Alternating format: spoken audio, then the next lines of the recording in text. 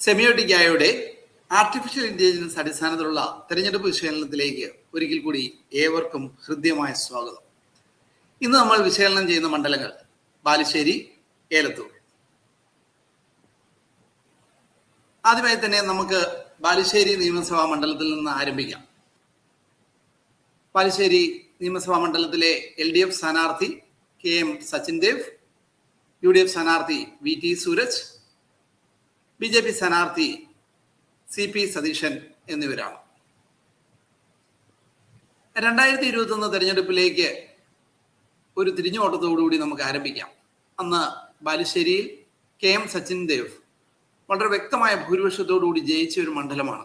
ഏകദേശം 50% വോട്ട് വിഹിതം അദ്ദേഹത്തിന് അനുകൂലമായി നേടുവാൻ സാധിച്ചു. നമുക്കറിയാവുന്നതുപോലെ തന്നെ ഒരു നിയമസഭാ മണ്ഡലത്തിൽ ഏതെങ്കിലും ഒരു പാർട്ടിയുടെ വിജയപരാജയങ്ങളെ നിർണയിക്കുന്നത് 5 ഘടകങ്ങളാണ്. ഈ ഓരോ ഘടകത്തിലും ഈ 3 മുന്നണികളും എങ്ങനെ ജനങ്ങൾ വിലയിരുത്തുന്നു എന്ന് നമുക്ക് നോക്കാം. പ്രാദേശിക വികസനത്തിന് LDFനാണ് ജനങ്ങൾ 1-ാം സ്ഥാനം കൊടുക്കുന്നത്. യുവജന പിന്തുണയ്ക്കും LDF 1-ാം സ്ഥാനത്ത് വരികയാണ്. ഈ 2 ഘടകങ്ങളിലും UDF 2-ാം സ്ഥാനത്താണ്. വോട്ടർമാരിലെ വിശ്വാസ്യതയിൽ UDF 1-ാം സ്ഥാനത്തും LDF 2-ാം സ്ഥാനത്തുമാണ്. നേതൃപാടവത്തിൽ വീണ്ടും LDF 1-ാം സ്ഥാനത്തും UDF 2-ാം സ്ഥാനത്തുമാണ്. സഹിഷ്ണുതാപരമായ രാഷ്ട്രീയത്തിൽ UDFനാണ് 1-ാം സ്ഥാനം, LDFന് 2-ാം സ്ഥാനം. ജനങ്ങളുടെ ഇടയിലെ അവലോകനങ്ങൾ, കഴിഞ്ഞ 5 വർഷത്തെ വികസനത്തെക്കുറിച്ചുള്ള അവരുടെ കാഴ്ചപ്പാടുകൾ, ഇവയെല്ലാം കൂട്ടിയിണക്കി സെമിയോട്ടിക്ക നമ്മൾക്കായി ഒരുക്കുന്നു. ബാലുശ്ശേരി ആര് വിജയിക്കും എന്ന് നമുക്ക് നോക്കാം. നിലവിലത്തെ സാഹചര്യത്തിൽ ഒരു ഇഞ്ചോടിഞ്ച് പോരാട്ടമാണ് നമ്മൾ കാണുന്നത്. UDF മുന്നണിക്ക് ഒരു നേരിയ മേൽക്കോയ്മയുണ്ട്. ഏകദേശം 44.95 വോട്ട് വിഹിതമാണ് അവിടെ ലഭിക്കുവാൻ സാധ്യത.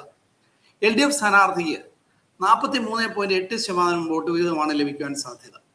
NDA 3-ാം സ്ഥാനത്ത് 11.25% വോട്ട് വിഹിതം ലഭിക്കുമെന്ന് സെമിയോട്ടിക്ക പ്രവചിക്കുകയാണ്. ഇനി നമുക്ക് ഏലത്തൂർ മണ്ഡലത്തിലേക്ക് പോകാം. അവിടുത്തെ സ്ഥാനാർത്ഥികൾ AK ശശീന്ദ്രൻ LDF, വിദ്യാ ബാലകൃഷ്ണൻ UDF, NDA സ്ഥാനാർത്ഥി BJPയിലെ T ദേവദാസ്. 2021 നിയമസഭാ തെരഞ്ഞെടുപ്പിൽ AK ശശീന്ദ്രൻ വളരെ വ്യക്തമായ ഭൂരിപക്ഷത്തോടുകൂടി ജയിച്ച മണ്ഡലമാണ് ഏലത്തൂർ. ഏകദേശം 51% വോട്ട് വീതം അന്ന് അദ്ദേഹത്തിന് അനുകൂലമായി.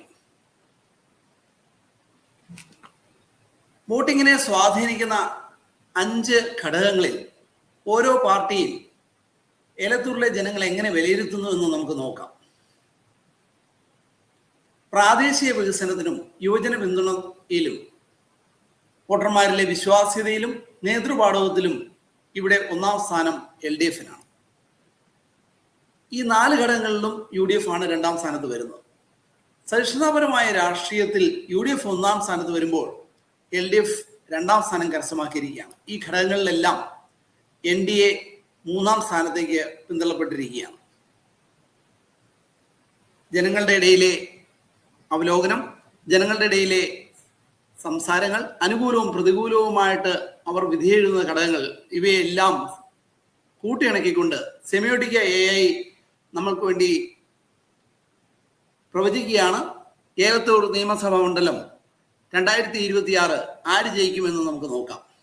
ഏലത്തൂരിൽ LDFന് നേരിയ ഭൂരിപക്ഷമാണ് സെമിയോട്ടിക്ക പ്രവചിക്കുന്നത്.